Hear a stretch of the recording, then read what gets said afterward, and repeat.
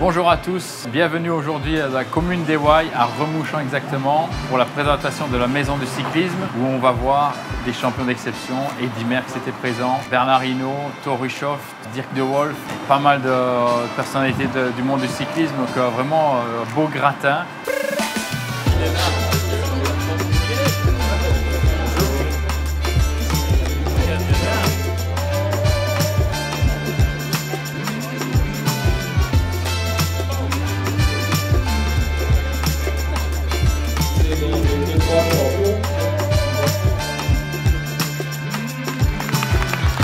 J'ai envie de dire comme Cathy Firken et comme Pierrick Giolet, waouh, un tel parterre de champions, c'est absolument exceptionnel. Il y a un côté vertigineux, avoir des champions venus bien sûr de Belgique, venus de France, venus du Luxembourg et du Portugal, hein, venus de Norvège, venus du Japon, Bebusan, c'est absolument phénoménal.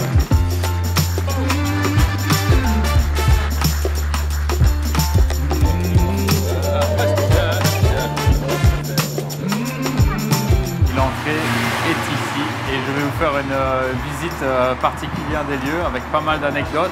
Suivez-moi.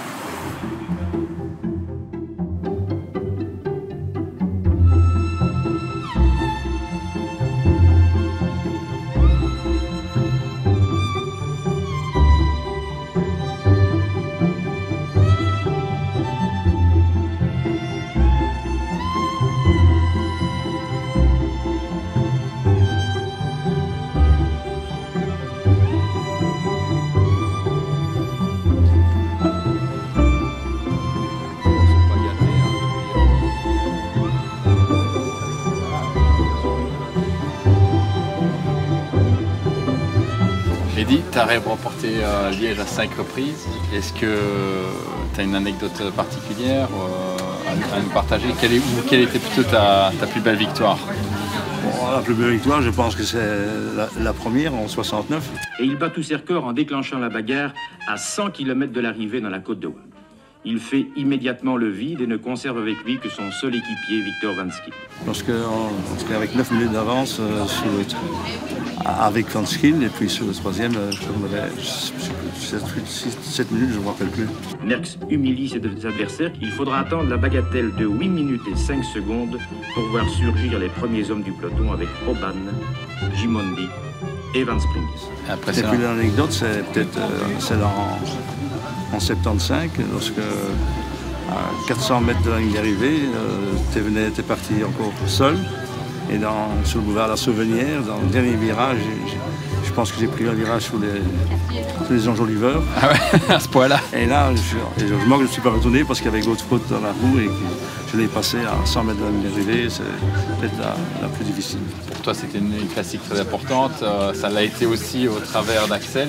Pour lui et pour toi, comment est-ce que tu as vécu déjà les Lièges d'Axel? Ah ben, t'es content qu'il était devant et qu'il faisait la course pour la gang. Malheureusement, il n'a jamais pu gagner, mais il a quand même fait des belles beaux Lièges pour Liège. Moi, je m'en rappelle personnellement de ta 5e place. Ouais, c'était peut-être l'édition dans laquelle j'avais vraiment les gens pour gagner. J'ai réussi à sortir dans Saint-Nicolas et je rentre sur les premiers dans le sprint, quoi. Et regardez, c'est inouï. Axel qui est là. Oui, il est là, on voyait la roue là dans le fond. Mais bon, c'était un excellent souvenir parce que bon, je fais 5e, le petit il gagne. Donc, quelle est peut-être pour vous deux la plus belle pièce aujourd'hui ou celle qui vous tient à cœur, celle que vous avez croisée dans la maison du cyclisme? Je dirais, en tant que pour moi, le vélo de Joseph Bruyère. Pour moi, c'est en fait le maillot de Bernard Hinault. Parce que je trouvais ça un maillot vraiment emblématique et le maillot jaune de Renault, c'était quelque chose de spécial et Bernard est aussi un grand champion, donc ouais. C'est vrai, c'est une course extrêmement difficile, hein, un parcours qui est terrible. Enfin, il faut être au top pour gagner Liège, hein, tu le sais bien. Ouais. Quand tu l'as gagné. Il faut être au millimètre. Il faut être au millimètre. Moi, j'ai longtemps rêvé que je gagnerais cette course un jour. Je suis venu avec cette ambition souvent. J'ai terminé 2 fois seconde derrière Bartoli. Je lui en veux beaucoup parce qu'il en avait une, ça suffisait. Il aurait pu me laisser l'autre. Mais c'est pas comme ça le vélo. Moi, mon regret, c'est surtout 95. En 1995, j'étais favori, peut-être le plus costaud. Si j'avais couru intelligemment, j'aurais été au bout et je pense que j'aurais pu gagner en gardant des forces et surtout en les utilisant au bon moment. Moi, je suis parti à 100 km de l'arrivée. Ouais, je m'en rappelle dans la haute levée, c'est ça? Un peu avant même, avant Stockeux même. Ah ouais.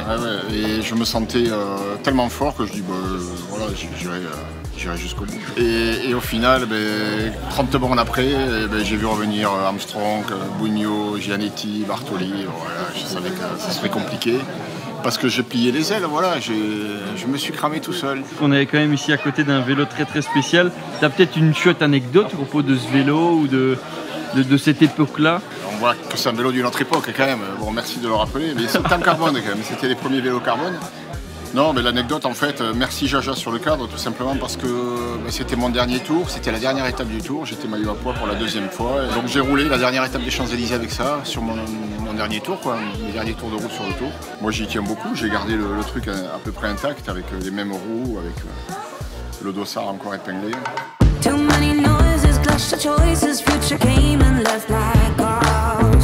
Ici, en fait, c'est des pièces très anciennes. On voit le Grand Bi, qui est l'ancêtre du vélo actuel. Des maillots de 1969, par exemple, maillot de champion du monde. Il y a des médailles, des trophées. On est vraiment dans la période ancestrale, on va dire, du musée. Quand on voit encore les changements de vitesse ici au guidon, par exemple. Les freins avec les câbles apparents, des vélos en acier à l'époque, il n'y avait pas encore de carbone. Ici on a une simulation de cabine, donc c'est un peu ce que je vis moi quand je suis sur Eurosport. Donc on est assis, comme vous le voyez ici. Ça te parle ça, Phil? Exactement, ça me parle. On a nos écrans, on a notre casque et puis on fait les commentaires comme ça. Qu'est-ce qu'on peut vraiment vivre? C'est écouter, on clique sur démarrer et on revit le final de cette flèche wallonne, de la montée du mur de Huy à l'époque. Donc on va vraiment vivre les commentaires comme si on était en cabine télé. Voilà, ici on a plutôt des maillots, donc on a déjà face à nous une pièce unique, un maillot de Bernard Hinault de 1980, c'est encore un maillot en laine. Donc quand on sait que Bernard a gagné Liège-Bastogne-Liège en 80 sous la neige, on peut imaginer le poids de son maillot qui devait certainement faire quelques kilos. Il y avait son fameux bonnet rouge qui portait souvent quand il faisait mauvais. Des panneaux qu'on peut faire glisser au fur et à mesure qui représentent les différentes classiques, les monuments. Et derrière, il y a des maillots. Certainement Chris Froome ici, un maillot jaune. Bernard Thévenet, fameux maillot de Roger de Vlaming, fameux maillot que porte également Marco Pantani. Ouais, celui-là, c'est mon trophée de Liège-Bastogne-Liège. Donc je l'ai mis à disposition. C'est une fierté de l'avoir ici à disposition des gens. C'était un grand trophée, une victoire importante à mes yeux, une victoire très prestigieuse. Ici, on est vraiment dans un virage, on va dire, tournant de cette maison de cyclisme et qui est vraiment dédié à moi. Et j'ai pas mal contribué en donnant des vélos, des maillots, des trophées. Donc il y a mon vélo de Liège-Bastogne-Liège qui est là. Et, il n'a jamais été lavé, jamais. À l'époque, c'était Dirk de Wolf, mon directeur sportif, ancien vainqueur également de Liège-Bastogne-Liège 1992, qui m'a donné un bidon au sommet de la Roche au Faucon avec du coca, parce qu'il faisait très chaud ce jour-là. Et moi, j'aimais boire du coca dans le final des courses quand il faisait très chaud, ça me donnait un punch, j'avais à dire qu'il est là. Et à l'époque, il m'avait donné le bidon. Et le bidon, après, sur les pavés de Anse, ça éclaboussait. Donc, ça explique ces taches sur le vélo. Dire que tu te souviens de cette anecdote avec le coca? Ouais. Je donne le dernier bidon de Roger Faucon, le dernier 19 km, je pense. C'est beaucoup de souvenirs. Hein. Mais Liège, ça c'est toch un spécial souvenir. Flèche wallonne aussi, mais Liège. Dans le puits, je gagne beaucoup de coups dans le puits de mauvais temps. De bon temps pour moi, de temps de Flèche wallonne de deux jours passés. Ouais, je suis dans les 5 premiers. Ouais. il est bon. Pour finir, on a des vélos très historiques. On a un très vieux vélo de 1910 ici. Vous voyez, aucun confort. C'était très raide. Les bidons, Phil, on est loin de... Ouais, c'est ça. Les bidons étaient à l'avant. C'était totalement différent. Les câbles étaient ici pas intégrés du tout dans les cadres. Tout était apparent. Voilà, c'était une autre époque. Très vieux vélo ici, de nouveau cadre en acier de Luis Ocaña. Donc également un vélo qui a fait l'histoire de notre sport. C'est vraiment une visite super intéressante. Moi, j'ai même appris, j'ai découvert pas mal d'objets historiques. Donc, je vous invite évidemment à également venir faire la visite de la maison de cyclisme ici à Remouchamps, à 2 pas de la côte de la Redoute. Et c'est une fierté d'avoir ça en province de Liège et de la commune des Ouailles. Donc, voilà, c'est vrai qu'avant, on devait toujours aller en Flandre, hein, au musée du Tour des Flandres, etc., pour voir ce genre de musée. Donc c'est une fierté d'avoir également ça chez nous.